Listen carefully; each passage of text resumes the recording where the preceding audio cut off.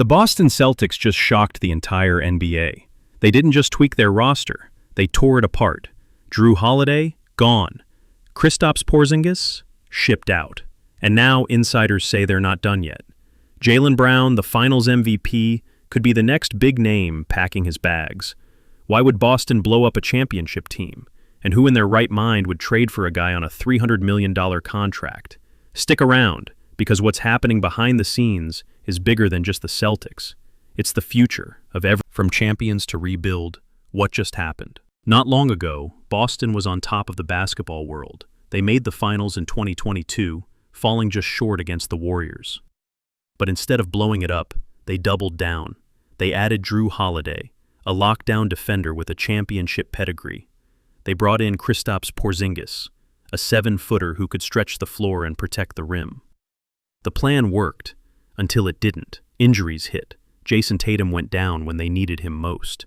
And then the harsh reality set in. This core wasn't built to last forever, at least not under the NBA's brutal new spending rules.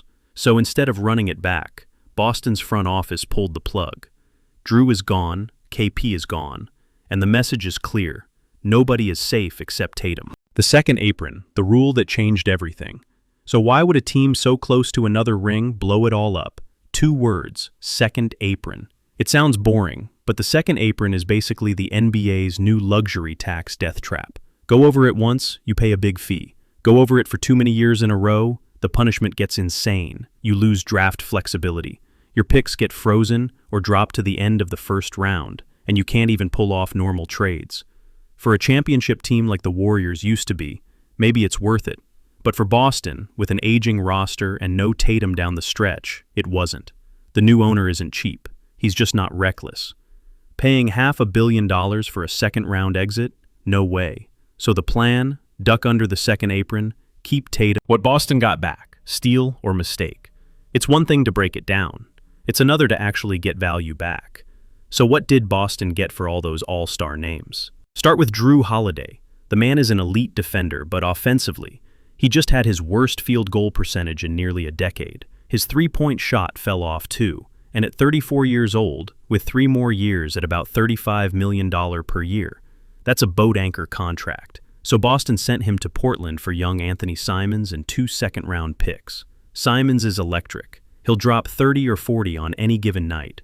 Celtics fans are going to love him when he goes nuclear in TD Garden. For Portland, they hope Jrue can be the wise vet to guide Scoot Henderson and Shaedon Sharpe, their own version of Chris Paul mentoring Shai Gilgeous-Alexander in OKC. Did it work there? Sure. Will it work here? That's a whole other story. The Hawks just got dangerous.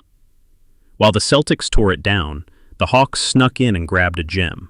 Atlanta traded for Kristaps Porziņģis, who might be the perfect piece for them, if he stays healthy. Porziņģis is exactly what Trae Young needed, a big man who can shoot the 3, protect the rim, and stretch the floor. Atlanta's starting 5 suddenly looks legit. Trae at point, Dyson Daniels at guard, Zachary Rissache on the wing, Jalen Johnson doing a bit of everything, and KP anchoring the middle. Here's the twist. Porziņģis is in a contract year. That's the best version of Porziņģis you can get. He's got money on the line, pride on the line, and a lot to prove after bouncing around the league. The Hawks don't control their draft picks for the next 2 years. They gave them up for DeJounte Murray. So they're going all in on winning right now. In a weak Eastern Conference, don't be shocked if Atlanta sneaks into the top 3. Who runs the East now? So with Boston stepping back, who's left to run the East? The Pacers? They shocked everyone last year, but Tyrese Halliburton being out kills their shot. The Cavs have talent, but can't seem to break through.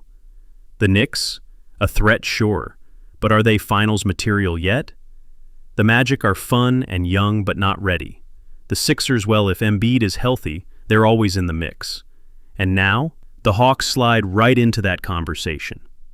Trae has never had a stretch big this good, at least not one who can protect the rim, too. KP's health is the gamble, but for Atlanta, the risk might be worth it. Meanwhile, Boston takes itself off the board for at least a year. But that doesn't mean they're done shaking up the East. The Jaylen Brown dilemma. So here's the bombshell. The Celtics might not be finished tearing it down. Insiders say they're listening to offers on Jaylen Brown and Derek White. That's everyone not named Jason Tatum on the block. Let's talk about Brown for a second. Finals MVP, still in his prime, and locked into the biggest contract in NBA history. About $60 million a year by the end of it. That's money usually reserved for franchise-altering superstars like Jokic, Luka, or Giannis. Is Jalen that guy? On some teams, sure. But in Boston, he's a clear 1B behind Tatum, and his shaky handle means he's not the guy you trust to run your offense every night. So the Celtics are asking themselves, do you really want to pay that much for a player who isn't? The trades that would break the internet. If Boston trades Jaylen Brown, it won't be for scraps. They want a king's ransom, something that makes fans say, they gave up what? One rumor, the Utah Jazz.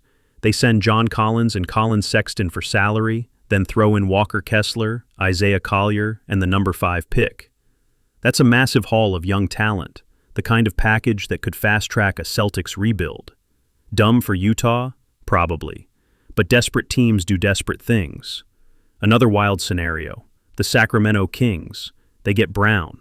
The Celtics get Malik Monk, Keegan Murray, Keon Ellis, and a pile of picks.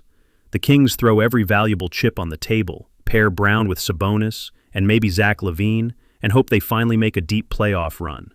Would it work? Maybe. Would it break the Kings' future if it flops? Absolutely. Who would actually take the risk? Here's the thing. Jaylen Brown is really good, but he's also really expensive. Most teams don't want to overpay for a guy who's already overpaid. The new CBA punishes teams for bloated payrolls like never before. That means only desperate teams with extra picks and young talent would even think about it. So unless Boston gets blown away, truly fleeces somebody, Jaylen probably stays put. He's valuable, but he's not untouchable. And if the Celtics are tearing it down anyway, they might just keep him around one more year to anchor the ship while they wait. The hidden winner nobody's talking about. While everyone's focused on Boston blowing it up and the chaos around Jaylen Brown, there's one team quietly licking their chops. The Oklahoma City Thunder. Yeah, that same Thunder squad that just shocked everyone by winning the title with the youngest core in decades. Why should they care about the Celtics drama? Simple. They own the league's future. Here's what most people forget. OKC has a mountain of draft picks. They can outbid almost anyone if Boston decides to trade Jaylen Brown or Derek White. They've got the young talent, the cap flexibility, and the patience to wait for the perfect buy low superstar.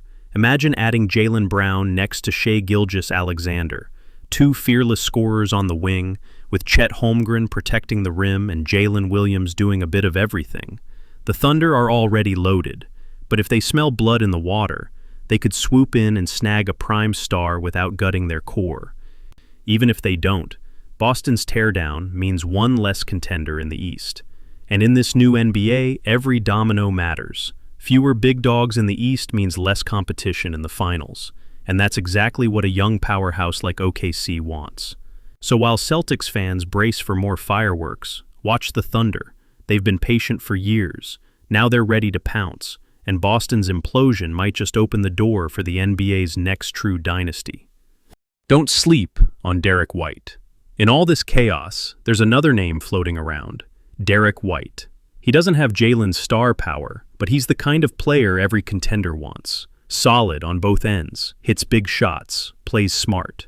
When Boston needs a clutch bucket, White is always an option. If Boston trades him too, it's a sign they're not just retooling, they're tearing it to the studs. And for the right offer, it could happen. The end of an era. So here we are.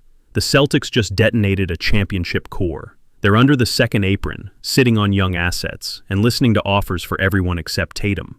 Maybe they tank next year. Maybe they use those assets to trade for another superstar. Maybe Jaylen Brown plays out his prime somewhere like Utah or Sacramento. But here's the bigger story. The NBA's new rules are quietly killing dynasties. The Warriors built one, the Spurs before them. The Heat had the big three. Now, teams that get too good for too long pay a price so high they end up blowing themselves up